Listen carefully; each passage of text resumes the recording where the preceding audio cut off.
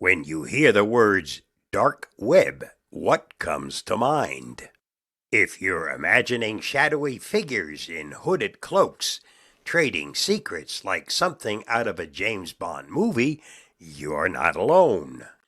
The dark web has captured the public's imagination in a big way, thanks to pop culture and news stories. But like all things mysterious, the reality is often a lot less glamorous and a bit more messy.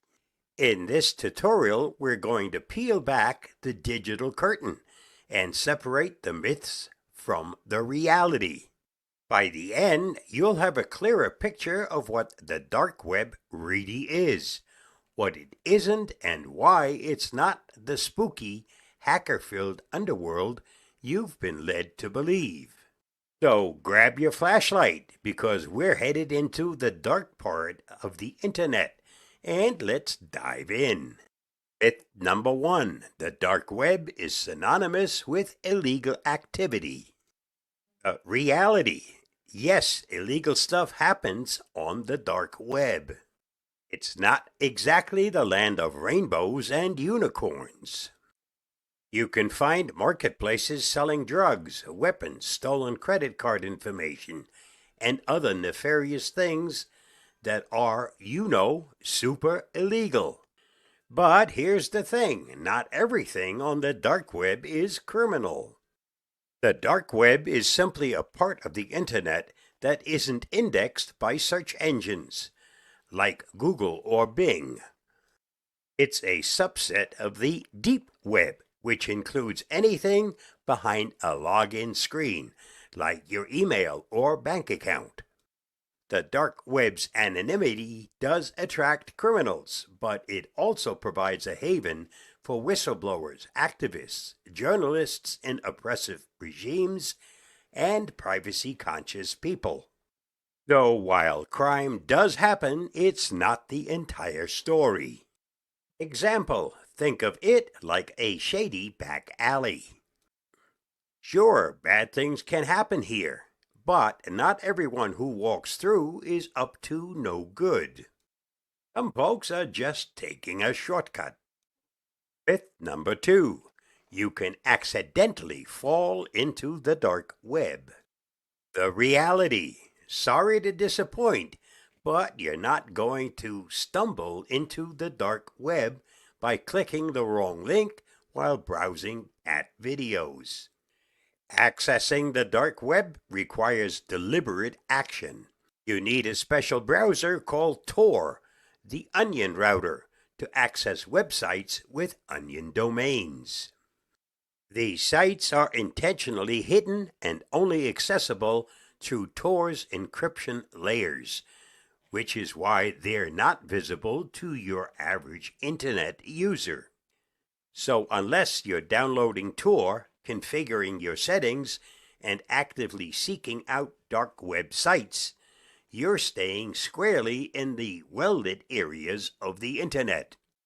Myth number 3. The dark web is for super hackers only. The reality. Movies like to show the dark web as a digital underworld where only elite hackers roam, speaking in code and cracking impossible cybersecurity puzzles. In reality, getting onto the dark web isn't all that difficult. If you can install a browser and type in a URL, congrats! You have all the hacking skills you need. The dark web might feel exclusive because it's hidden from the surface internet, but it's really just a different neighborhood online. That said, while getting on is easy, navigating safely is a whole different story. It's still full of sketchy places, and visiting the wrong corner can have real consequences. Think viruses, scams, or worse. So tread lightly. Pro tip.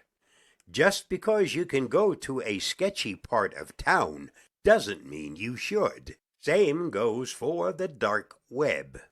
Myth number 4. Using the dark web means you're totally anonymous. The reality, Tor does give you anonymity to a certain extent. It hides your IP address and encrypts your traffic, so it's difficult to trace back to you. However, difficult does not mean impossible. If you're doing something shady on the dark web and think you're untouchable, newsflash, you're not. Law enforcement agencies have gotten very good at infiltrating dark web markets and identifying users. In fact, several high-profile dark web marketplaces, like Silk Road, have been shut down by authorities, leading to arrests of both sellers and buyers. So while Tor provides some anonymity, it's not a magical invisibility cloak. Be smart. Myth number 5. The dark web is massive. The reality. The dark web is often thought to be this enormous part of the internet, far larger than the surface web we all know and love. But in reality, the dark web is quite small. Estimates vary, but most experts agree it makes up less than 1% of the total internet. In contrast, the deep web, the stuff behind passwords, paywalls, etc., is much larger, making up about 90% of the internet. So while the dark web might loom large in our imaginations, it's actually just a tiny sliver of the internet. Conclusion. Tread carefully, but don't be afraid. The dark web isn't a mythological beast.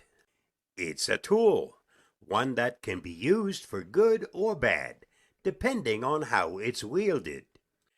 While it does harbor illegal activity, it also provides a refuge for people in need of anonymity and privacy. Like any tool, it's all about how it's used. Just remember, if you're thinking of checking it out, be cautious, be smart, and don't believe everything you see in the movies.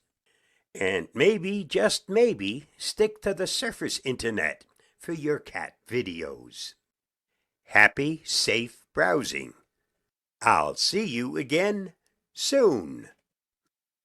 Bye, and thanks for reading, watching, and listening.